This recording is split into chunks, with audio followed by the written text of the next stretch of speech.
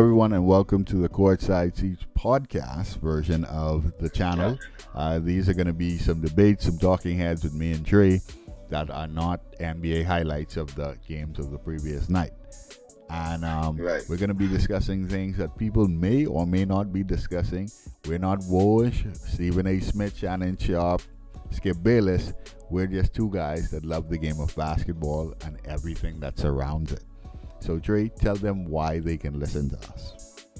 Well, like I said, always, we're not sponsored by the big conglomerates that are trying to keep us quiet and silence us.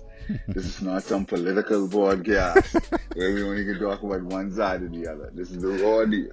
Yes, we're going to have raw, maybe unpopular truth, but it will be truth nonetheless based on us. That's correct. So, that's correct. There you go. All right, so let's jump straight into it. These are going to be quick hitter videos. But this particular video is one that's, believe it or not, for audience out there listening, is very close to both me and Trey because he's loyal. He's loyal to the soil. He's our Bahamian brother. All right, but he's in the world of the NBA, so therefore we're going to talk about him, and that's DeAndre Ayton. And if you guys don't know, the Phoenix Suns were in the NBA Finals last year, and they were unfortunately beaten by the Milwaukee Bucks. But DeAndre Ayton was... Well, fortunately or unfortunately. Well, whichever way depending on which city you're from. And he was one of the key pieces in getting them to the finals, in being somebody who's still on his rookie contracts. However, to this day, other prominent rookies like Trae Young, Luka Doncic, Shai Gilgeous-Alexander, and mind-blowingly Michael Porter Jr. has signed massive massive max contract deals, but DeAndre Ayton and the Phoenix Suns are still not able to reach a contract signing. So Trey, you tell me, what do you think about this particular situation? I do think he was a key piece.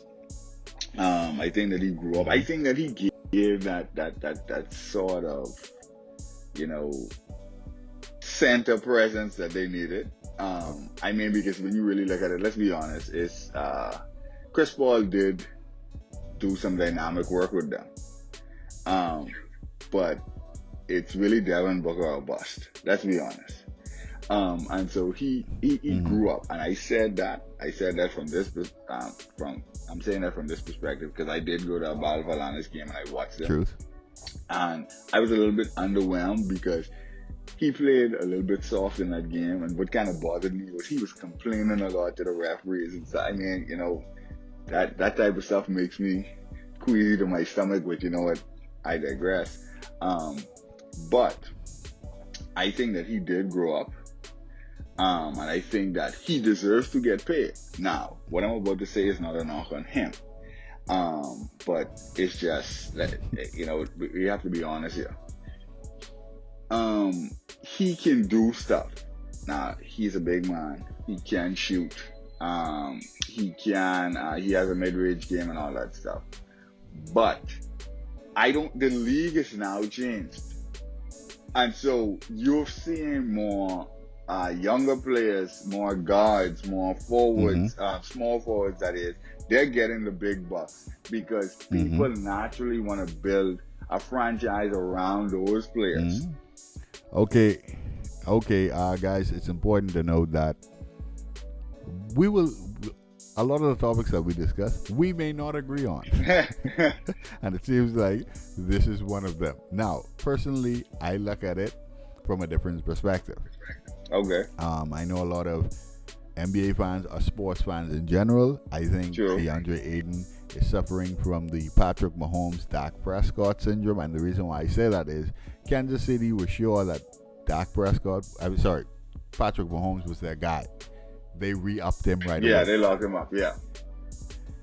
Dallas, even though they recently locked up Dak Prescott, it was a long off-season battle. True. Yeah, it was, very long. We wanna get him to take a discount. We want to get him this, that, and the next. DeAndre Ayton, my Bahamian brother, and I know you're gonna be watching Courtside Seats because we're gonna be global. Yeah, true. So hear me out. I know you love Phoenix. I know the people have been great. I know you guys are building something big there with the young core pieces and everything. But DeAndre Ayton, the Phoenix Suns gave a 37-year-old Chris Paul a contract, knowing that he would be nearing the end of his career. They gave him a contract. Exactly. Injury prone, knowing that he would be nearing the end of his career, and they gave that to him without a second thought. That's tough.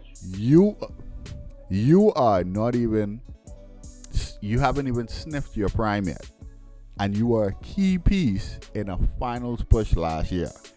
Maybe it's time to start side-eyeing some other destinations. I don't know. But, big guy, you need to go places where you're valued. And Phoenix, I don't know.